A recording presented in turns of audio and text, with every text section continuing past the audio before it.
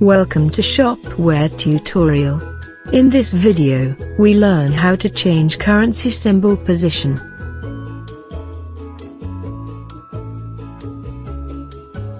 Log into the backend. Go to Configuration and Basic Settings. Now go to Shop Settings drop-down and Currencies. Go to Currency and change symbol position to right.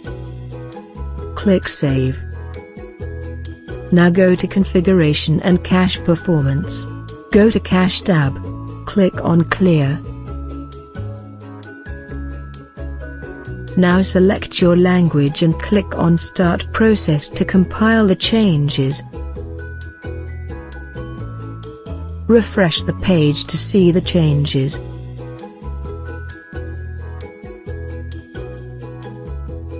Thanks for watching. For more updates and Shopware video tutorials, please subscribe to our channel and also do not forget to press the bell icon, so that you never miss our upcoming videos.